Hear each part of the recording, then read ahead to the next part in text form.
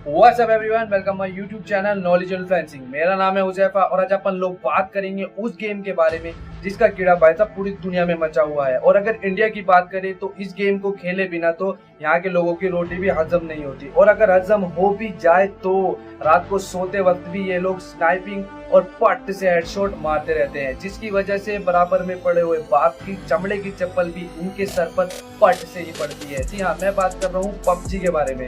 और गाइस, मैं आज आपको पबजी की कंप्लीट जानकारी देने वाला हूँ, इसकी पूरी बताने वाला हूँ कि इसके अंदर क्या है, इसकी शुरुआत कैसे हुई थी, ये बना कैसे था। और एक चीज और बता दूं, आजकल ये भी बहुत चीजें चल रही है कि ये चाइनीज गेम है या इसे बाइकआउट करो, तो इसके बारे में भी मैं आपको वीडियो में बताऊंगा।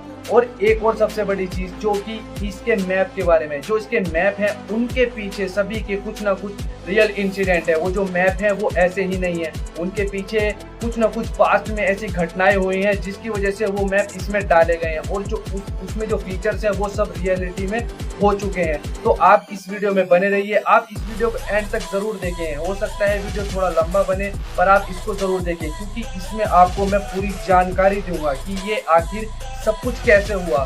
तो चलिए चलते हैं वीडियो की तरफ। बस एक रिक्वेस्ट है, आप वीडियो को पूरा देखें, और अगर वीडियो पसंद आए तो सब्सक्राइब जरूर कर देना। हाँ तो भाई, सबसे पहला सवाल ये आता है कि पबजी की फुल फॉर्म क्या है। आप में से काफी ज्यादा लोगों को पता भी होगा, पर जिनको नहीं पता मैं उनके लिए बता दूं कि लास्ट टाइम यही सवाल केबीसी में भी पूछा गया था, जिसके बाद जो बंदा सामने हॉट सीट पर बैठा था उसको इसका आंसर पता ही नहीं था, जिसकी वजह से उसे ऑडियंस लाइफलाइन चूज करनी पड़ी थी। फिर बाद में ही वो इसका आंसर दे पाया था। अगर आपसे भी कोई फ्यूचर में पूछ ले कि भाई साहब आप पबजी खेलते हो, इसका फुल फॉर्म बताओ क्या है, तो आपको बताना है प्लेयर अननोन्स बैटलग्राउंड।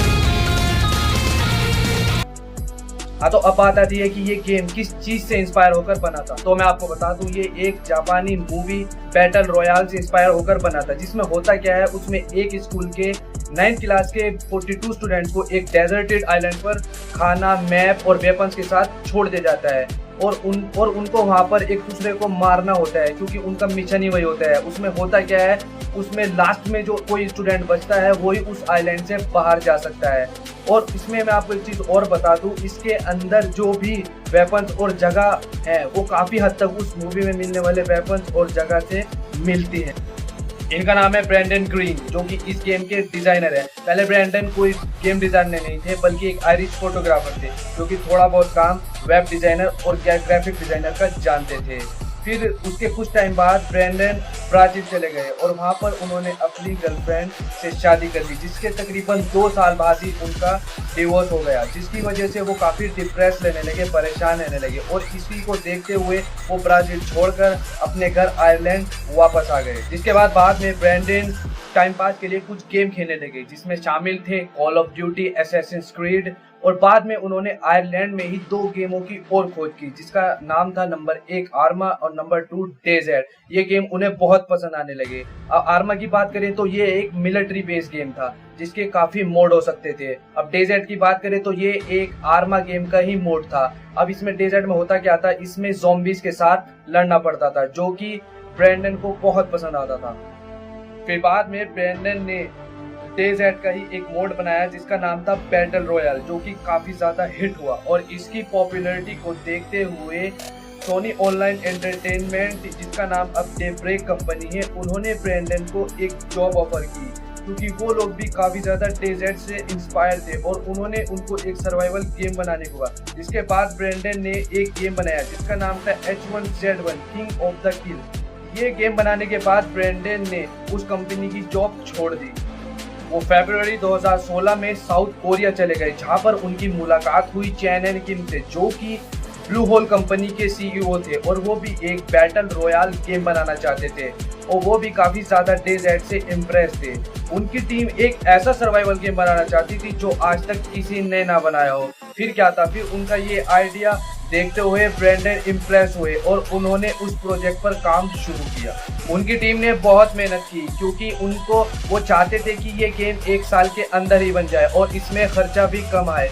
फिर क्या था, फिर 2016 में ही उस गेम पर काम शुरू हुआ क्योंकि उसकी डेडलाइन सिर्फ 1 साल की थी। पहले तो ब्रैंडन और उनकी टीम ने एक छोटा सा गेम बनाया जिसके अंदर सिर्फ एक मैप था, एक मोड था और कुछ ही वेपन्स थे।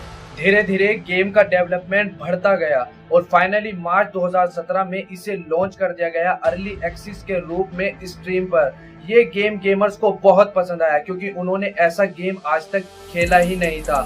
और फिर उसके बाद क्या था, ये गेम की रैंक काफी तेजी से बढ़ने लगी और इससे काफी ज्यादा गेमर्स जुड़ते गए, जिसकी वजह से ये बेस्ट सेलर गेम बन गया और इसके 1 करोड़ राउंड्स खेले गए और 4 महीनों के अंदर 4,500 करोड़ रुपए कमा लिए ब्लू होल कंपनी ने। और फिर उसके अगले 3 महीने के अंदर ही इसकी 70 लाख कॉपीज बिक चुकी थी। फिर दिसंबर 2017 में पबजी को सभी के लिए रिलीज कर दिया गया। फरवरी 2018 में इसे एंड्रॉयड और iOS के लिए भी लॉन्च कर दिया गया, जिसके बाद से लोग अब इसे अपने मोबाइल फोन पर भी इंजॉय कर सकते थे। हालांकि लॉन्चिंग के बाद से ही ये गेम काफी ज्यादा पसंद किया गया और इसके बाद से ये काफी ज्यादा लोकप्रिय होने लगा, जिसके बाद इसे one of the best selling of all time की लिस्ट में भी शामिल किया गया है। और साथ ही best multiplayer game, PC game of the year, esports game of the year, action game of the year, trending game of the year और भी काफी ज्यादा कुछ रिवॉर्ड्स इसको मिले और बहुत कुछ मिला इसको। अब सवाल ये आता है कि ये प्लेयर अननोन क्या है, कौन है ये प्लेयर अननोन? तो गाइस ये कोई और नहीं, ये खुद ब्रेंडन है, जो भी कभी कोई गेम खेला करते थे वो अपना नाम उसमें प्लेयर अननोन ही डाला करते थे, जिसकी वजह से इस गेम का भी नाम पड़ गया प्लेयर अननोन्स। तो आपको कंफ्यूज होने की जरूरत नहीं है, ये नाम खुद ब्रेंडन का है क्योंकि वो गेम खेलते हुए इसको यूज किया करते थे। अब आजकल जो बहुत सारी बातें चर्चा में, उसमें से एक बात ये है कि जो पबजी गेम है वो चाइनीज गेम है या कुछ कहीं और का है। तो गाइस इसकी एक अपनी अपनी अलग स्टोरी है। जो पबजी पीसी गेम है वो अलग है और जो पबजी मोबाइल गेम है उसकी स्टोरी अलग है।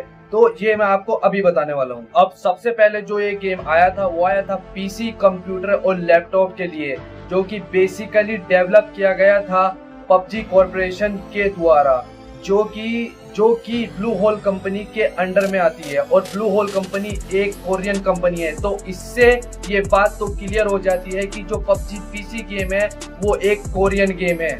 अब जैसे जैसे ये गेम पॉपुलर हो रहा था, इसके बाद ब्लू होल कंपनी को चाइना की मार्केट में एंटर करना था और जैसे कि आप सभी जानते हैं कि चाइना की मार्केट में एंटर करना इतना इजी नहीं है क्योंकि उनके रूल्स एंड रेगुलेशन ही काफी अलग हैं, जिसकी वजह से ब्लू होल कंपनी को चाइनीज गेमिंग कंपनी टेंसेंट से हेल्प लेनी पड़ी। जिसके बाद टेंसेंट ने पबजी पीसी जो कि ब्लू होल कंपनी ने बनाया था उस ही की कॉपी कर पबजी मोबाइल को डेवलप करा, जिससे एक बात तो क्लियर हो जाती है कि जो पबजी मोबाइल है उसको डेवलप चाइनीज गेमिंग कंपनी ने ही किया था। पर एक अजीब बात ये भी सुनिए कि ये गेम चाइना में बैन है। पर इस गेम को पूरी तरह 100% चाइनीज गेम कहना बिल्कुल गलत है क्योंकि इसका जो मेन ओरिजिन है वो साउथ कोरियन है। पर हाँ, मैं आपको एक चीज और बता दूं, आप जो भी इसमें खरीदते हो या आप खेलते हो उसका कुछ हिस्सा चाइना में जरूर जाता है।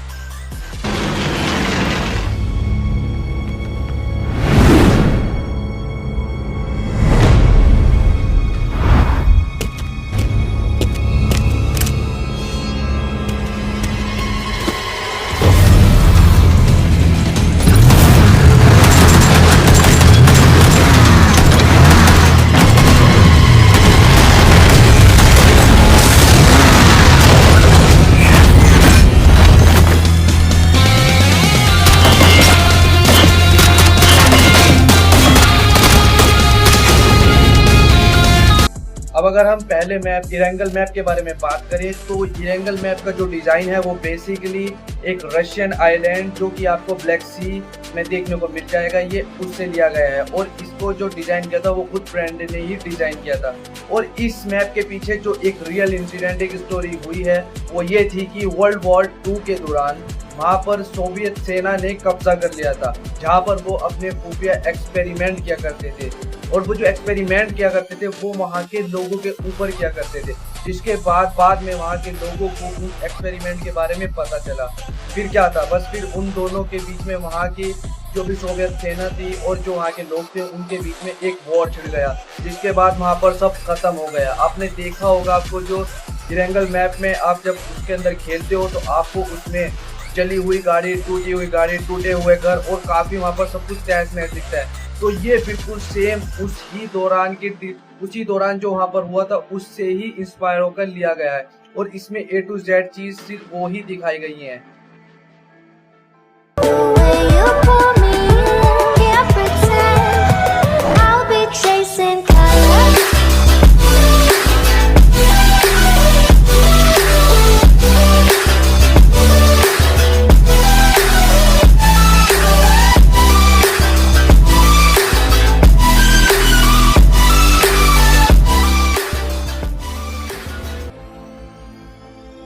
अब बात करते हैं दूसरे मैप मिरामार के बारे में, जो कि एक सिटी सेंट्रिक मैप है जो कि सेंट्रल अमेरिका और मैक्सिको में बेस्ड है।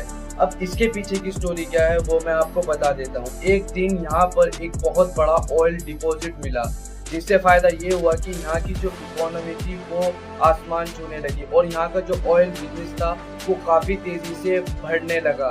और इसको देखते हुए आसपास के जितने भी लोग थे वो यहाँ पर ये सोच के आने लगे कि यहाँ पर उनकी जिंदगी बेहतर हो सकेगी, और ऐसा वहाँ जाने के बाद उनके साथ हो भी रहा था। उन सभी लोगों का ऑयल बिजनेस बहुत अच्छे से चल रहा था और सभी लोग बहुत खुश थे और अपनी जिंदगी को आसानी से एंजॉय कर रहे थे अपनी फैमिलीज के साथ। अब धीरे धीरे जो यहाँ का जो वो एक ऑयल डिपॉजिट था, जो यहाँ पर एक इकोनॉमिकली बबल एक्सपैंड हो रहा था, वो धीरे धीरे वो खत्म होने लगा और एक दिन वो अचानक से बिल्कुल डिस्ट्रॉय हो चुका था।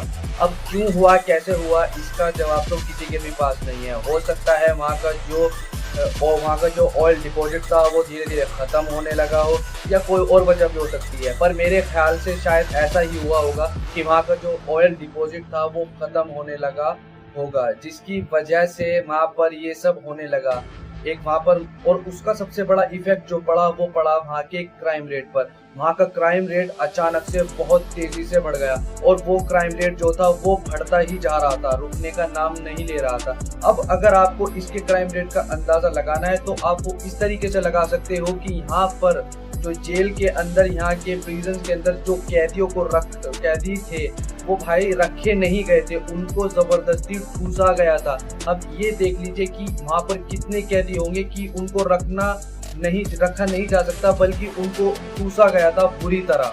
बस फिर क्या था, फिर वहाँ पे जो वहाँ के लोग थे उन्होंने सोचा यहाँ पर ना तो कोई पैसे कमाने का जरिया बचा है और क्राइम रेट यहाँ पर बहुत ज्यादा हो चुका है, जिसके बाद वहाँ के जो सिटीजन थे, जो वहाँ पर बिजनेस करते थे, या जो भी लोग थे, वो मिरामार को खाली करने लगे और वहाँ से जाने लगे। पर उनमें से किसी ने भी एक बार भी वो जो जेल के अंदर कैदी थे, इनको ठूसा गया था, उनके बारे में तो किसी ने भी सोचा ही नहीं। अब जब सब कुछ चला गया, सब लोग चले गए थे, तो वहाँ पे कोई सिक्योरिटी भी नहीं थी, कोई भी नहीं बचा था।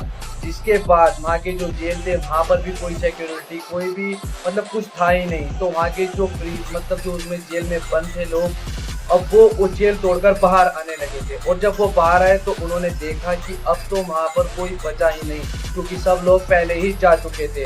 और वहाँ पर सबसे बड़ी प्रॉब्लम थी रिसोर्सेज की, क्योंकि आदमी को जिंदा रहने के लिए चीजें तो चाहिए ही, खाना हो गया और भी बहुत सी ऐसी चीजें खाने पीने के अलावा भी जो इंसान को जिंदा रहने के लिए चाहिए। बस फिर क्या था, फिर वहां पर वो एक दूसरे को मारने लगे ताकि खुद जिंदा रह सके, और उसके बाद वो वहाँ की सिचुएशन एक बैटल रॉयल की तरह बन गई कि सबके सामने वाले को मारो और तभी खुद को जिंदा रख पाओगे। और बस फिर वहां पर कुछ ऐसा ही चलता रहा। वहां पर लोग अपने सरवाइव करने के लिए एक दूसरे को पूरी तरह से मारने लगे। और अब बात ये आती है कि हम इस गेम में हमारा रोल क्या है, हमारा इस मैप में, और या इस गेम में हमारा यहाँ पर इस मैप के अंदर रोल क्या है। तो इस मैप में हमारा रोल उन कैदियों की तरह है जिनको जेल में ठूसा गया था। अब ये समझ लीजिए, जिनको जेल में ठूसा गया था, अब वो कैदी बाहर आ गए हैं और वो अपने सर्वाइवल के लिए एक दूसरे को मार रहे हैं, और उनका मिशन बस ये है कि एक दूसरे को मारो, उनकी रिसोर्सेज लूटो और अपना आप को जिंदा रखो। तो अगर आप ये सोचकर इस गेम को खेलोगे तो आप खुद को इस गेम से और अच्छे से कनेक्ट कर पाओगे कि आखिर हमारा इसमें रोल क्या है, और फिर आप इस गेम को और अच्छे से खेल सकोगे।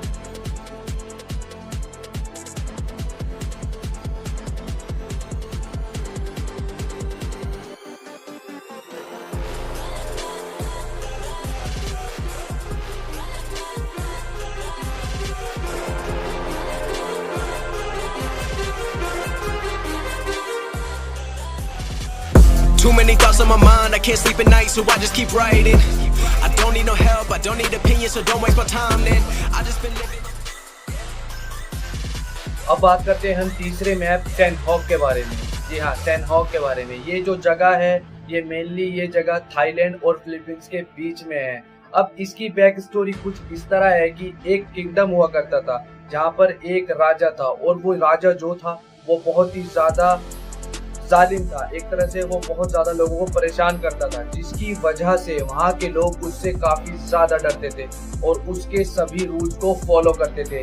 तो उसका एक रूल ये भी था कि जो भी लड़की वहाँ के आसपास के जितने भी गांव थे या जो भी वहाँ के मेनली एरिया थे, वहाँ पर जो भी लड़की 9 साल से ज्यादा उम्र की हो जाती थी तो वो राजा के पास लाई जाती थी, और राजा फिर उसकी जो है बलि देता था। वहाँ पर एक जगह थी केव नाम की, जो कि सैन हॉक मैप में भी है, और वहाँ पर फिर उस लड़की की बलि दी जाती थी। अब जैसा आप जानते ही हैं कि जहाँ पर इतनी सारी बलि दी जाएंगी तो वहाँ पर आत्माएं तो भटकेंगी, तो ऐसा ही वहाँ पर होने लगा। धीरे धीरे वहाँ पर बहुत ज्यादा आत्माएं भटकने लगी और लोगों को दिखाई देने लगी, जिसकी वजह से वहाँ के लोग काफी ज्यादा डर में रहने लगे, और उन्होंने उस डर में रहते हुए वो काफी ज्यादा हद तक राजा से मतलब वो चिढ़ने भी लगे थे। ये बात वहाँ के राजा को बताई गई, और जब उसको बताई गई तो उसने वो भी कहा जादू वगैरह ये सब जानता था, और उसने खुरापाती दिमाग लगाया। मेरे हिसाब से तो उसने ये बिल्कुल ही पागलपंती वाला दिमाग लगाया था। उसने दिमाग ये लगाया था कि उसने कहा कि उसने नंडोल्स बनाई, और नंडोल्स जो बनाई उसका रीजन ये था कि उसके हिसाब से अगर हम नंडोल बना देंगे और जिन की लड़की मतलब जिनकी बलि दी गई है उनके घर पर उनको लगा देंगे, तो वहाँ पर ऐसा होगा, वहाँ पर जो आत्माएं आएंगी वो उनको देखकर ये सोचकर चली जाएंगी कि हम तो अभी जिंदा हैं, और ये सब शायद वैसे ही हो रहा है। उसके दिमाग में ये सब था कि ऐसा शायद हो सकता है, और उन लोगों के हिसाब से ऐसा वहाँ पर होने भी लगा, जो कि मेरे हिसाब से मैं नहीं मानता कि ये कहीं से कहीं तक सही है। पर बाद में उन लोगों को ये रियलाइज होने लगा कि यार ये सब गलत है, और हमारे साथ जो हो रहा है वो गलत हो रहा है, और राजा हमसे फ्रॉड कर रहा है। तो उसके बाद वहाँ के लोग उस राजा के खिलाफ प्रोटेस्ट करने लगे। फिर क्या था भाई, वो तो राजा था, उसके पास तो फुल फोर्स थी, फुल पावर थी, वो कुछ भी कर सकता था। फिर उसने अपनी पूरी फोर्स लगा दी उन लोगों को रास्ते से हटाने के लिए, जिसके बाद वहाँ पर एक घमासान युद्ध हुआ, और फिर धीरे धीरे वहाँ पर सब कुछ तहस नहस और खत्म होने लगा। अब सवाल ये आता है कि इस मैप में हमारा रोल क्या है। तो जैसा आप सभी जानते हैं कि जहाँ पर भी कोई भी जगह अगर बैन हो जाती है तो वहाँ पर इलीगल एक्टिविटीज ऑटोमेटिक सभी चालू हो जाती है। तो वहाँ पर भी कुछ ऐसा ही होने लगा था, वहाँ पर एक इलीगल एक्टिविटीज होने लगी। तो अब हम बात करें कि हम इसमें क्या करें, तो दोस्तों हमें भी इसमें एक इस तरह छोड़ दिया गया है कि हमें भी यहाँ पर बस सिर्फ मारो और मरो का ही काम करना है, और अपने आप को जिंदा रखना है और सरवाइव करना है। इसमें हम किसी पक्ष की तरफ से नहीं लड़ रहे, बल्कि हम एक वो इलीगल एक्टिविटीज में इन्वॉल्व हैं जो कि किसी जगह को बैन हो जाने पर होती है। तो हम उसी वजह से हम यहाँ पर लड़ रहे हैं, और हमारा सिर्फ यही मिशन है, मारो और मरो।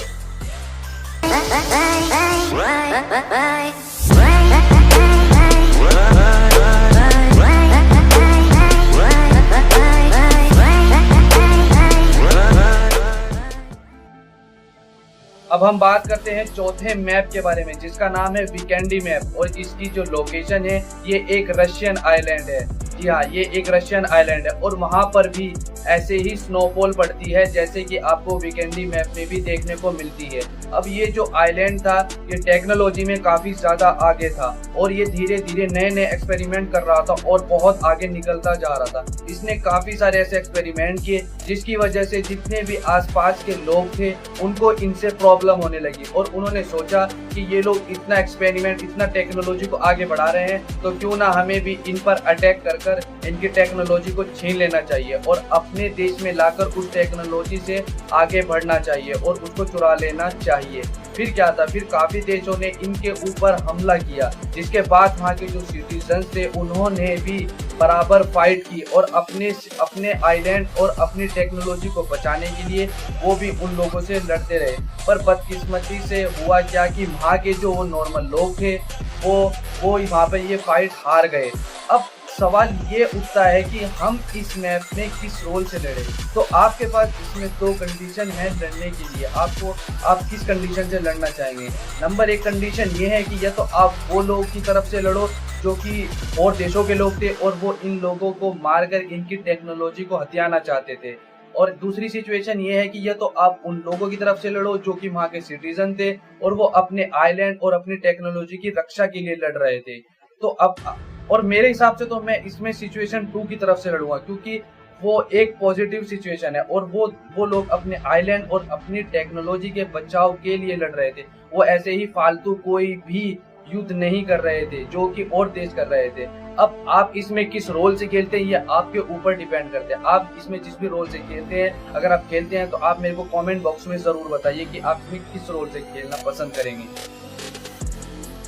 अब बात करते हैं 5वें मैप लिविक के बारे में, जो कि हाल फिलहाल में ही लॉन्च हुआ है और ये सिर्फ अभी बेटा वर्जन में ही अवेलेबल है। अब हमने पहले बात की थी कि जो सैनोक मैप है वो और मैप के कंपेयर काफी छोटा है, पर मैं आपको एक इंफॉर्मेशन ये दे दूं कि ये जो लिविक मैप है ये सैनोक मैप से भी छोटा है, बल्कि ये समझ लीजिए कि ये इसका हाफ ही है। और इसकी कुछ इंटरेस्टिंग बातें ये हैं कि ये गेम, इसमें जो गेम प्ले होता है वो सिर्फ 15 मिनट्स का ही होता है और इसमें एक बारी में सिर्फ 52 प्लेयर्स ही खेल सकते हैं। और इसमें 2 नई गन्स को भी लॉन्च किया गया है, जिसका नाम है P90 जो कि सब मशीन गन है और दूसरा है MK12 जो कि स्नाइपर राइफल है। और लोगों का ये भी कहना है कि ये जो मैप है ये सैनोक और जो वीकेंडी मैप है ये उसका ही मिक्सचर है। और इसके पीछे कुछ वो वैसी स्टोरी तो नहीं है गाइस, जैसी मैंने आपको मैप्स के बारे में बताई है, क्योंकि अभी ऐसा कुछ सामने नहीं आया है। और जहाँ तक लगता है कि इसके पीछे ऐसा कुछ इंसिडेंट होगा भी नहीं। हाँ, अगर कोई इंसिडेंट इसके पीछे होता है, इसका कुछ फैक्ट्स आता है, कोई भी रियल फैक्ट्स का बाहर आता है, तो मैं उसके ऊपर भी एक वीडियो बना दूंगा और उसकी भी पूरी इंफॉर्मेशन दे दूंगा कि आखिर इसको बनाने का रीजन या इसको बनाने के पीछे का मकसद क्या है। तो बस गाइज यार, आज के लिए इतना ही। अगर आपको वीडियो पसंद आए तो उसको लाइक कर देना, सब्सक्राइब कर देना चैनल को, और जो बेल आइकन है उसको जरूर प्रेस कर लेना, क्योंकि ताकि आपको मेरे सभी वीडियो के नोटिफिकेशंस मिलते रहें। और यार वीडियो को शेयर कर देना, फैला देना वीडियो को, क्योंकि यार इसमें बहुत मेहनत लगी है मेरे को ये सब इकट्ठा करने में। एक ही वीडियो में इतनी नॉलेज कोई नहीं देता, सब लोग अलग अलग टॉपिक्स पे बना डालते हैं, इसलिए मेरे को ये सभी एक वीडियो में लाना था। तो यार आप इस वीडियो को बस मचा दो, फैला दो। तो चलिए मिलते हैं नेक्स्ट वीडियो।